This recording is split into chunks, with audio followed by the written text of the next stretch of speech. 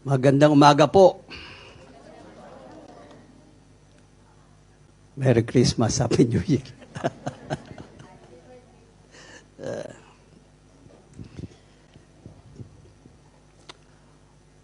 All throughout the ages, the safest place and the safest person to entrust human lives and their future is in the hands of God.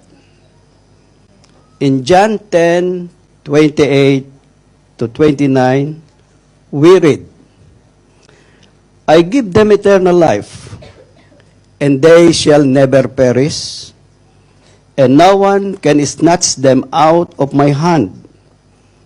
My Father, who has given them to me, is greater than all.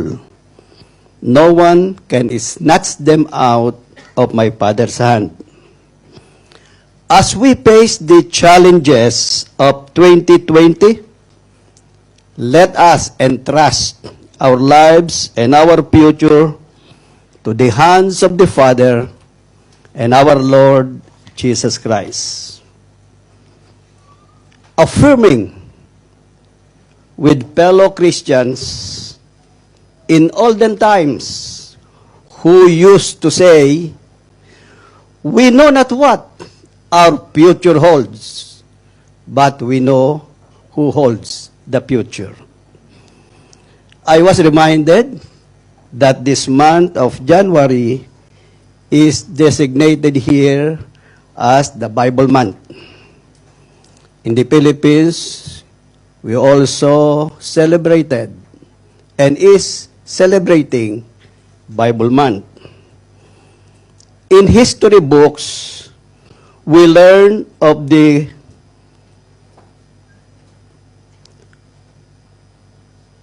centrality of the Bible in the lives of people, causing the formation of the Judeo-Christian values and the emergence of the democratic form of governments in Western civilization. Our study this morning is divided into two parts, namely, the Bible, the Word of God, and the Bible, the Word of God in human experiences. Let me read to you the text of our study. 1 Peter 1:23 to 24. For all men are like grass, and all their glory is like the flowers of the field. The grass withers, and the flowers fall, but the word of the Lord stands forever. We will now study the first of the two topics, the Bible, the Word of God. The Bible is a library of 66 books divided into two testaments. The Old Testament of 39 books and the New Testament with 27 books. God is the author of the Bible, but He enlisted 40 different human authors to write the whole Scriptures in a span of 1,500 years. The Bible is the written Word of God. The God who created the universe, the God who created us and planned for our welfare. He is not a distant God. He is the God of the here and now.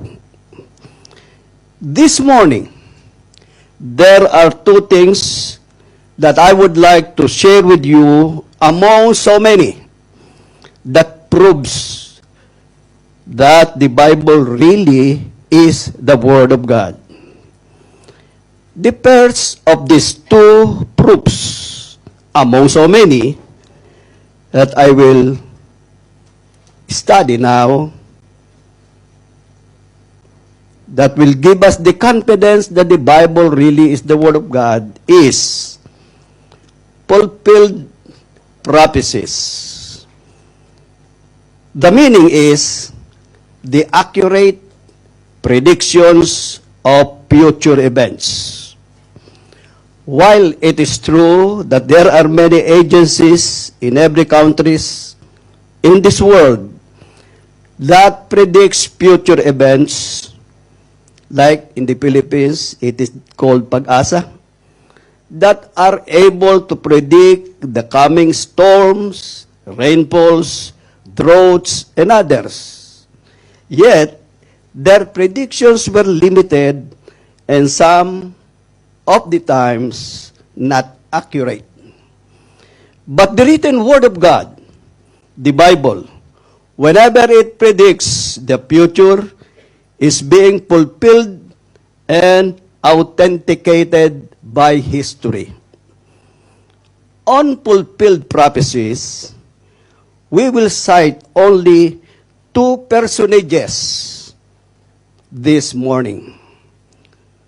One, Cyrus the Great, a Persian king. In the book of the prophet Isaiah, which was written 700 BC, the name Cyrus was mentioned. It is in Isaiah 45:1.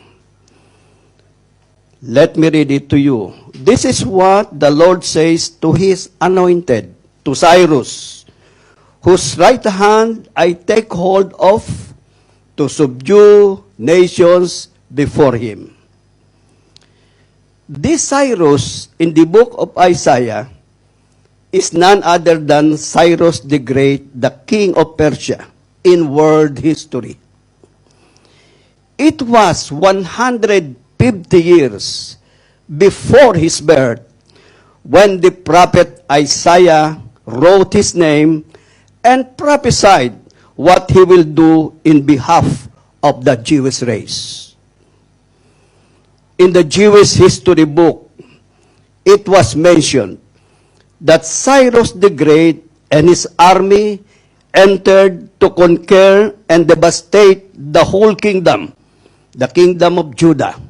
They entered already in Jerusalem. When they entered Jerusalem, a procession of priests jubilantly marched towards him, bringing with them the book of Isaiah in a scroll, and showed him that the prophet Isaiah, when he wrote the book, he mentioned his name and the ministry that he will do for them. As a result, Cyrus the Great spared the kingdom of Judah and Jerusalem, the capital, from devastation. Another prophecy, the prophecy on the Lord Jesus Christ. The second among the proof that the Bible or the written Word of God is reliable because of fulfilled prophecy was the birth of the Lord Jesus Christ. I will quote from the prophet Isaiah and the prophet Micah, who were contemporaries, both writing in the year 700 BC. Isaiah the prophet said in 7:14, "Therefore the Lord himself will give you a sign. The virgin will be with child and will give birth to a son and will call him Emmanuel." This prophecy was fulfilled 700 years after, and the fulfillment was written in Matthew 1:22-23. All this took place to fulfill what the Lord had said through the prophet.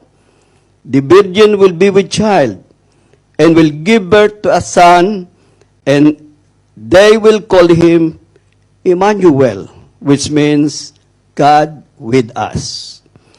Another prophet who prophesied the birth of the Lord Jesus was the prophet Micah, who was, again I said, contemporary of Isaiah. In Micah 5:2, he wrote, "But you, Bethlehem Ephratah, though you are small among the clans of Judah, out of you will come for me one who will be ruler over Israel, whose origins are from of old, from ancient times." In this verse, the place of birth of the Lord Jesus Christ was mentioned, Bethlehem Ephratah, who will come from the clan of Judah. We can read the fulfillment of this prophecy in Matthew 2:4-6. Let me read it to you. He asked them where the Christ was to be born. In Bethlehem of Judea, they replied, for this is what the prophet has written. So those prophecies on the birth of the Lord Jesus were fulfilled after 700 years. So these two prophecies of these two Old Testament prophets were fulfilled to the letter. We will study the second portion of our studies. The Bible, the Word of God in human experiences. After we learn of the many proofs that the Bible is the Word of God, we will study its applications on three areas of Christian struggles: the economic, the moral spiritual, and the marital struggles among Christians. Let us proceed with our study. All that the Scriptures claim to do, it does. This was the universal chorus of Christians who put into practice the claims of the written Word of God. And the reason is, God Himself worked through His Word to fulfill them.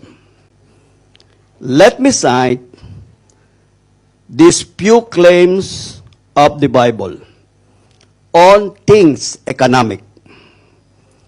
Joshua 1:8, do not let this book of the law depart from your mouth. Meditate on it day and night, so that you may be careful to do everything written in it. Then you will be prosperous and successful. That's economic prosperity there. Another verse, Deuteronomy 28:1, 11, and 12. If you fully obey the Lord your God and carefully follow all His commands, the Lord will grant you abundant prosperity.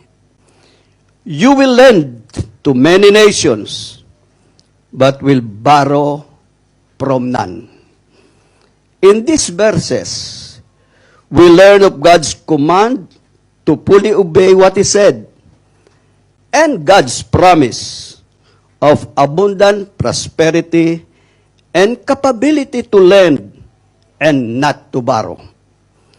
These verses are part of the Magna Carta on economic prosperity, which I understand to be the reason why you come here in Singapore.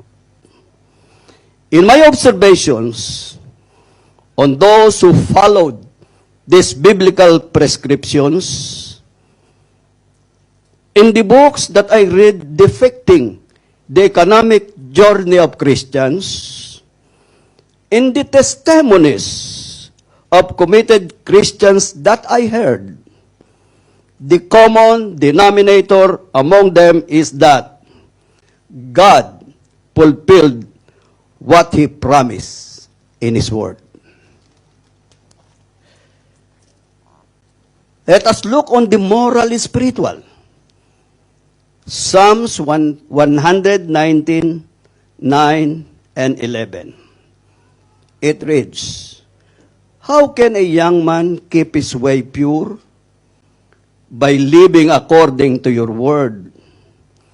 I have hidden your word in my heart, that I might not sin against you." This verses is telling us how to have purity of thought and overcome sin in our lives. The navigators used to say, sow a thought, reap an act. Sow an act, reap a habit. Sow a habit, reap a character. As Christians, we are still contending with our old nature.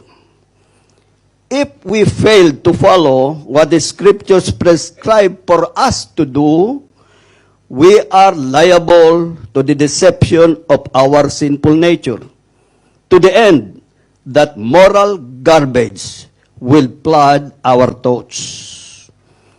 Our only recourse to purify our minds from this moral garbage is the written Word of God, the Bible. This is what we mean, the Bible, the Word of God, in human experiences.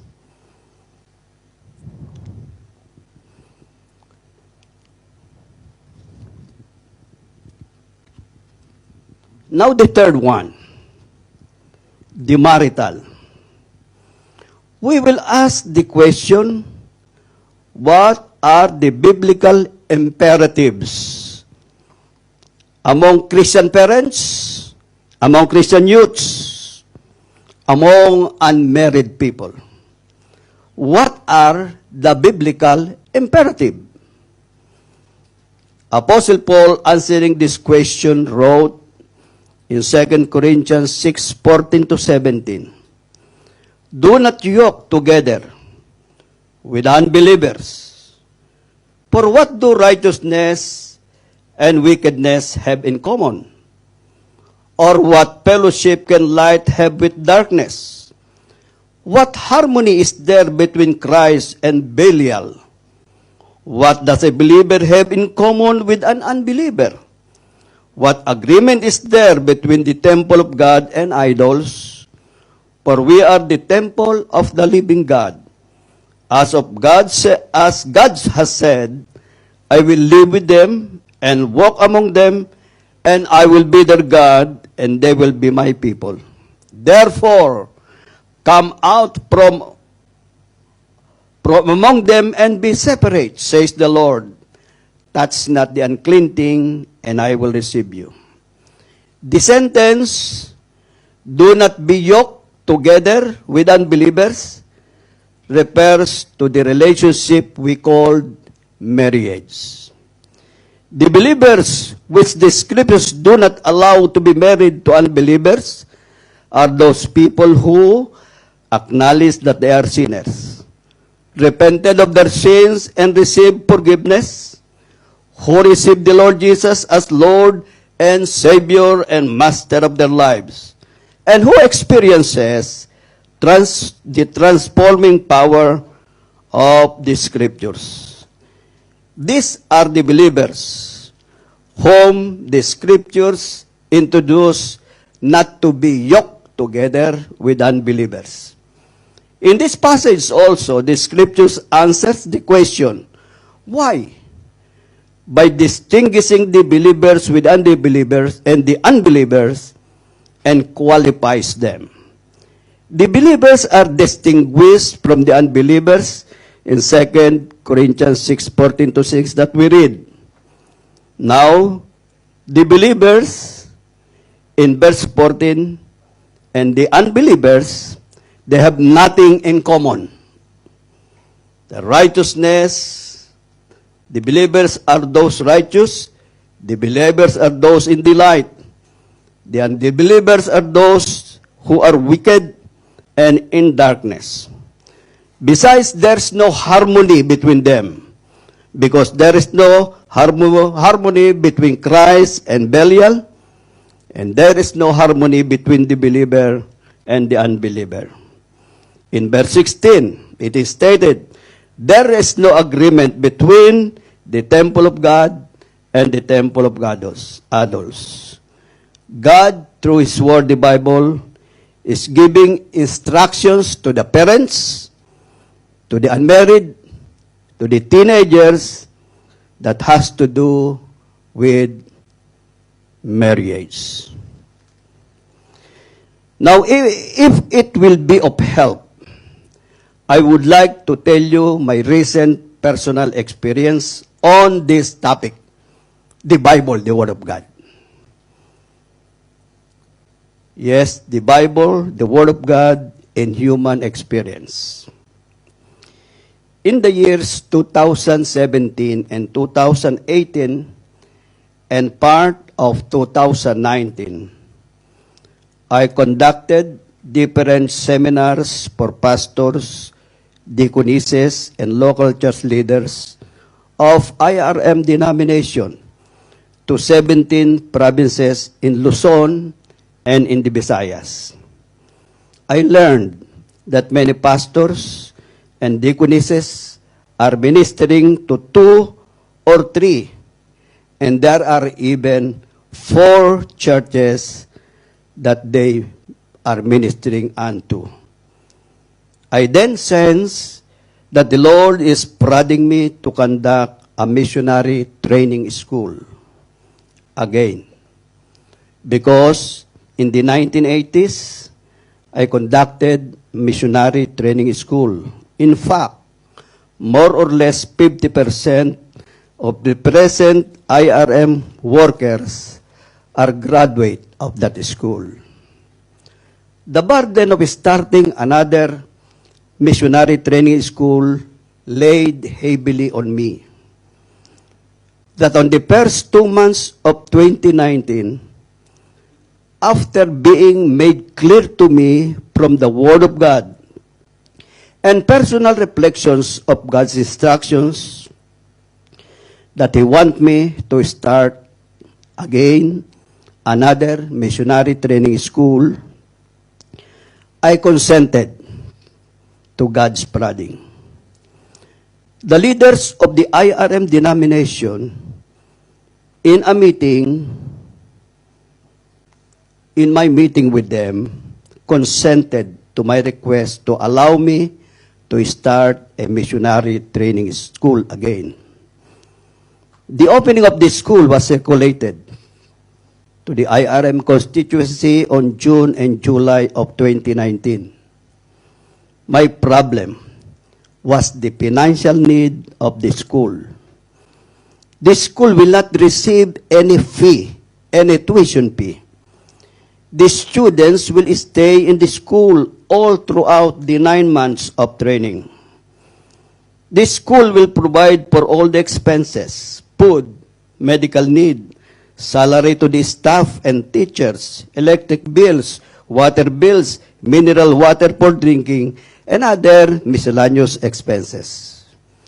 I was figuring out then that more than 2 million pesos will be needed if there are 50 enrollees to the training school. The Lord sent only 27. I was then filled with great anxiety.